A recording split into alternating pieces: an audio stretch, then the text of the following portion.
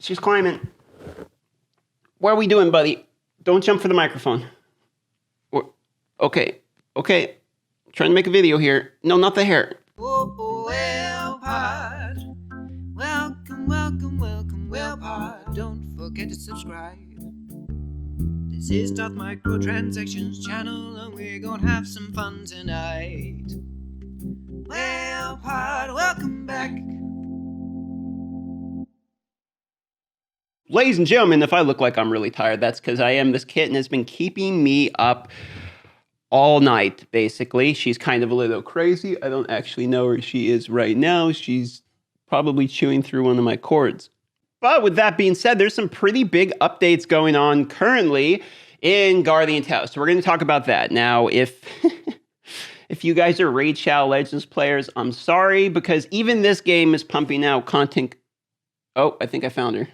So yeah, they're pumping out tons of content lately, and actually it's pretty enjoyable content. So they have a new package here. This one's not bad. It's the Everyday Awakening Stones. Now what they are doing currently is they have a boosted rate for both Marina and for Bari. These are arguably the two best characters in the game, or one of the two best characters in the game. Bari is completely busted in PvP and is pretty good in some of the Heavenhold towers. For instance, there's a range one that she's pretty good in too. And of course, the pickup equipment summons are here too. And both of these weapons are very top tier. They're running two of these at the same time. If you've saved any gems, now is definitely the time to do it.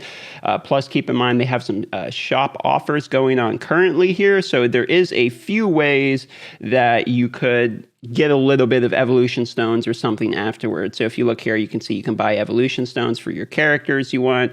I might get this one, to be honest. I really like this character, so I might pick up this one.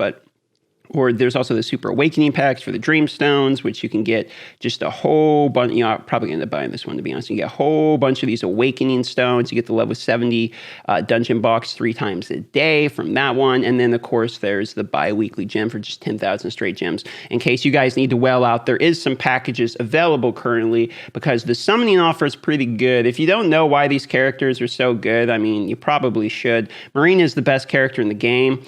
One-handed sword. With her sword, she's way better. The Blessing of the Ocean here, 250% of DPS to enemies and creates a 20% water shield around the party members. That's a pretty big deal. That's part of the reason she's so good. But then when she uses her polling skill, defense increases by 30% for 5 seconds. So she gets a shield plus additional defense. Her party buff is 40% HP, 40%, and then she has weapon skill regen also. Pretty good. And not only that, but if you look, the basic sword, when she has her armada, which I'll show you her weapon here, it's a really big swing. So if we go to the equipment here and we show you this item information, putting the polling skill inflicts 150% of DPS to a wider range. That means when you hit them with the taunt, it's a really big range. It's almost like a grenade at the end of that thing. Oh, God, this cat. And there's, of course, Bari, and she's pretty ridiculous because how she works is she basically charges this beam above her head and she shoots like a laser, and it hits people, which can do AoE damage when it lands, but it's also pretty strong. She's kind of a nuker. Think of her like a sniper. And then what she does here is reduces the earth type resistance by 30% for 5 seconds. So she's pretty good paired with the archer, which was the previous one, because it's an earth weapon with the matching type bonus. If you have the previous archer with the bow, you might want this character because you can make them injured and then downed, and then you get bonus earth damage from that. So it's a pretty nice little combo. The magic spell recharge, when spell bullets are recharged, attack increases by 30% for 5 seconds. So how it works in the party skill, attack is plus 80%. So what you can see what happens here. Basically, she's a support character that has a long-range blast that's actually pretty high damage. She's kind of nuts, so she'll blast you with her May Reel if you can get the weapon, which we'll go over in a second. But then she's going to essentially buff your Earth-type characters by reducing the Earth-type resistance of the one character. But she also does really good damage too because the party skill attack plus 80%. She might be the second best character. She's very close, okay? And the other thing is her weapon is part of the reason. I don't have her weapon. I'm probably going to be pulling for her weapon here because I'm going to need it. If you look here, Look at the weapon. This is where it gets good. It's Earth Attack 2, so you can see where the Earth bonus gets in. Then fires a Swift Spell Bullet by 50% chance. So half of these bullets are going to be a Swift Spell Bullet. And the Swift Spell Bullet shoots at 40% higher speeds because it is a projectile. And it recharges in 40% shorter time. So that means the attacks are basically 40% faster at a 50% chance. Okay, now I know it's not the way statistics work, but you could probably say, 20% with basic napkin street math here. Because you get like 20% faster attack speed, something like that. But the thing is, the weapon regen speed's really good on this one, and the skill damage is insane too. This is a very good weapon. I probably recommend pulling for this weapon if you do have this character or you're going to pull for her. The other thing is, if you're pulling for these characters, when you get duplicates of the character, you will go ahead and get your shard stones, or whatever they're called here, which you can then go to, where's the hero growth? And you can go in here and you can purchase it. For instance, the one for me that I really want to work on currently, where is she? This chick here. So I'm going to be working on the exclusive Red Hood Evolution Stone, buying her out. I could also max out Bari would be the other option too. And considering we're going to get a bunch of free Bari stones, I probably should do this one. Free Bari stones, what I'm talking about. That's right, because there's an actual event. So there's currently the Canterbury Street. You can probably hear the cat freaking out, just running around freaking out. I'll be there in just a minute, buddy. Got to do this quick video. And the Canterbury event's actually pretty cool. I'm going to recharge the tickets so you can see how it works. But before we go into it, what I want to do is talk to you about what the event is here. So if you go to the event mention, sorry, I'm a little rattled because I'm kind of keeping an eye on this baby kitten. There's an event here which you get all these different bonuses from actually doing the event, clear stage challenge, Elite 4 Anderson, Elite 4 Jenny, Elite 4 Kai, the popular kids, student council, etc. As you go through and beat this, you're going to notice you're going to get a bunch of rewards, random rewards, kind of nice, mileage tickets, stuff like that. But then look down here.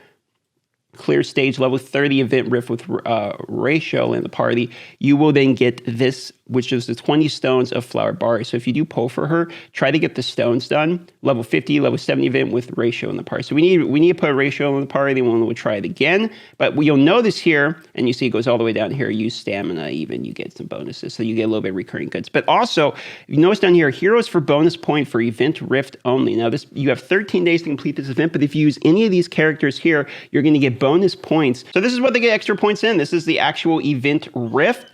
Kitty. Oh man, she's really losing it. Okay, fine.